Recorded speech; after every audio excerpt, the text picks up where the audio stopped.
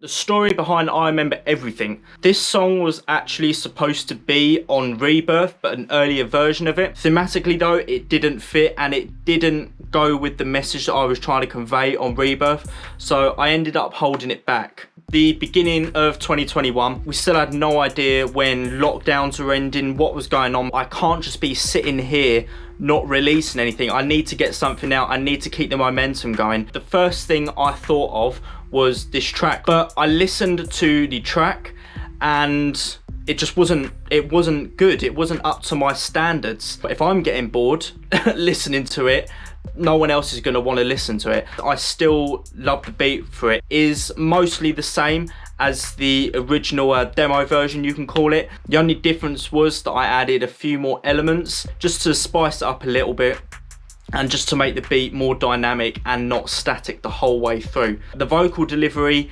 basically everything from the original version has changed. I wanted something to represent what I'm about now. The main thing that sparked the idea for the subject matter was just saying about toxic people and saying about fake friends and people that really act like they're there for you, but you know that they're slagging you off behind your back, and it's just the betrayal of trust. On the EP, Died in Your Mind, like, I hear what people say even when I'm not around. It always finds its way back to people, whether the people who you think are there for you are actually there for you. That kind of plays in to the second meaning. Artists and young artists, some who have been killed and have died younger than me, especially in the rap and hip hop scene.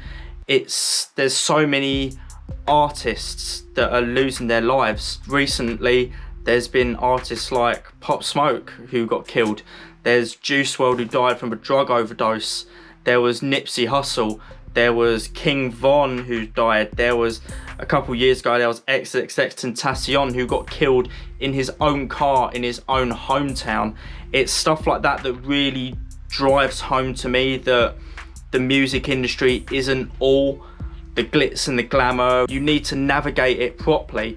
If you're making a name for yourself, if you're getting everything that you want and you're making a success of yourself, there will be some people that don't like that and they will kill you just because you have something that they don't. And that is a scary feeling, knowing that even if you do try and keep it low key, there is still a chance that you'll be walking down the street one day, someone will notice you that doesn't like you, doesn't like what you're doing, and they could do anything to you. At worst, you could lose your life because of it. Gotta portray that image that, you know, you're better than everyone else, you're doing more than everyone else, you're getting more money than everyone else, and you've got to be showing off. I mean, you go onto how many rappers' Instagrams and stuff, and it's just diamonds and them throwing money about and fast cars and everything. As a person that tries to keep themselves quite low key and quite private, I try not to post anything up on social media and stuff unless it's to do with my music, keeping myself private, but also letting everyone know that, look, I'm here, I'm killing it, I'm doing this, I'm doing this, I'm doing this. And it's just about finding the balance, which I'm still trying to find. It's always on to the next thing, and attention spans are getting shorter and shorter, and you could easily, in a blink of an eye, have a hit and then go to being a no one and falling off, basically. And there is a few references in the lyrics about artists like Pop Smoke when I say popping shots on rappers that are popping off, and if you don't kind of show everyone what you're doing, then you're gonna fall off because the road is smoky, you know.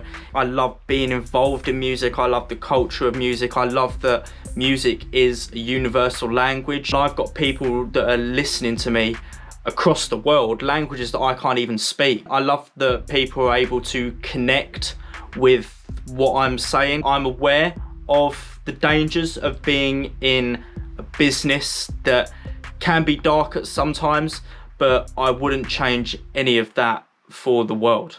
Straighten up when you approach me. I remember everything, I won't be forgetting. Forget, never forget, you doing less and you won't know me. Pay attention, watch me closely, I will